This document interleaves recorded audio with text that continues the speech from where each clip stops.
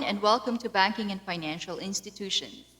My name is Mrs. Jo Enrico Mora Dalisay, and I will be your subject instructor. I am sure that you will learn a lot from this subject, which will be of great use in the future. The topics that we will discuss as we move along are designed to develop your understanding on financial institutions. In this video, you are expected to learn the following. Understand the importance of financial system in the economy. You should be able to recognize the creation and functions of Bangko Sentral ng Pilipinas and discuss the importance of monetary policies to the economic development. First, what is a financial system? It is a set of institutions such as banks, insurance companies, and stock exchanges. To name a few of the banks, we have Banco de Oro, Bank of the Philippine Islands, Philippine National Bank, security banks. For insurance companies, an example of this is Philipline, Sun Life, or Manulife. And of course, we have the Philippine Stock Exchange as a very important part of a financial system. The financial system generates, circulates, and controls money and credit. It provides intermediation between the suppliers and the users of credit. In short, they act as middlemen between the lenders and the borrowers. Halimbawa, investor ka na madaming extra cash na hindi mo pa naman gagamitin. Mas gugustuhin mong itago ito para lumago. Sabi nga nila, make your money work for you. So that is the perspective of an investor. While in the perspective of a borrower, they are those na walang extra cash pero may pangangailangan. A borrower can be an individual or a company who have a deficit of money. Let's say you are a business owner who needs to buy a new machine. You go to the bank to borrow money. So you see, banks are like a part of the circulatory system of our body. Money acts as the blood, it's like the blood of the system, and banks keep the blood flowing constantly throughout the economy. How important is the financial system? The transfer of funds from lenders to borrowers through the financial institutions creates several favorable effects in the economy.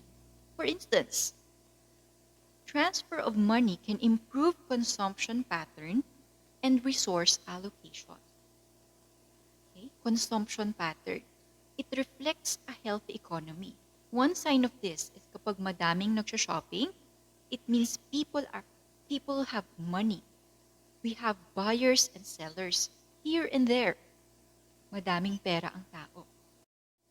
Another significant importance is this. Actually, people with surplus money have no positive contribution to the economy.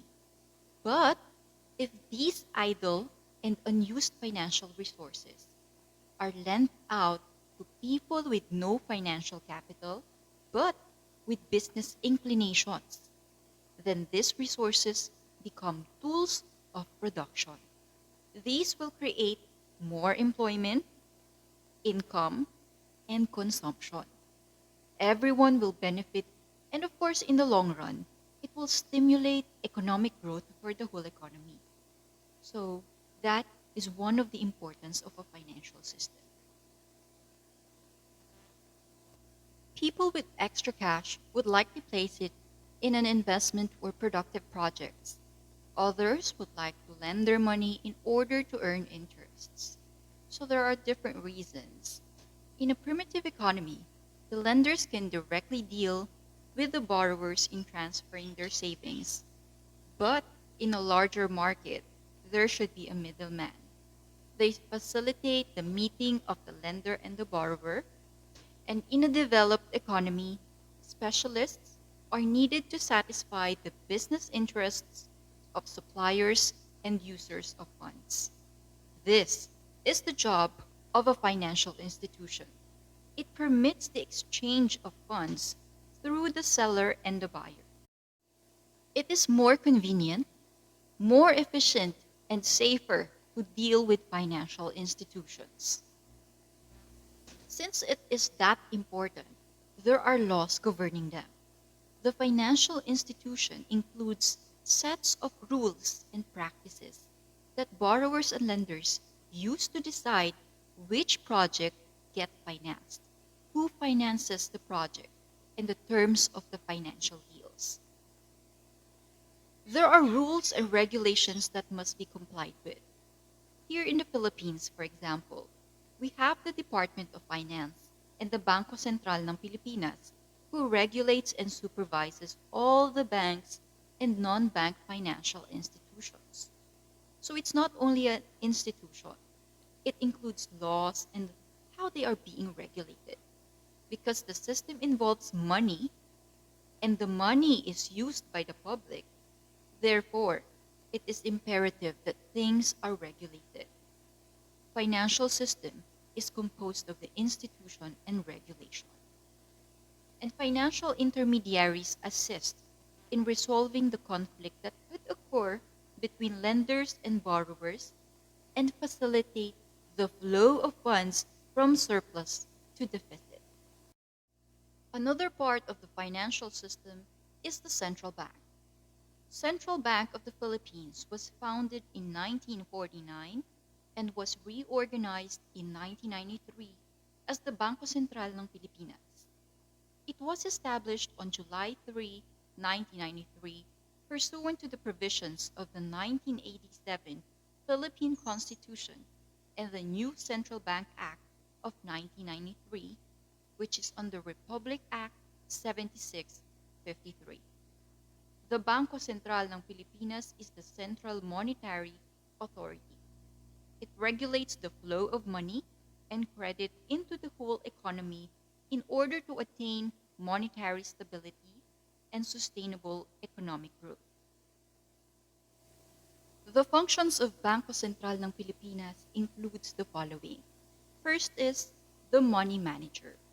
They facilitate and supervise the flow of funds of all the banks.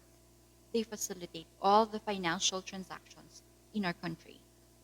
Next, they are a supplier of money. They are a bank of issue. So they are the only ones who supply money. They have the sole power to print money to ensure na there is a uniformity and to follow the government supervision over money supply. However, they must be careful because when you overprint money, it can lead to inflation. Third, BSP is a banker's bank. What do you mean by that? Sila ang bangko ng mga bangko.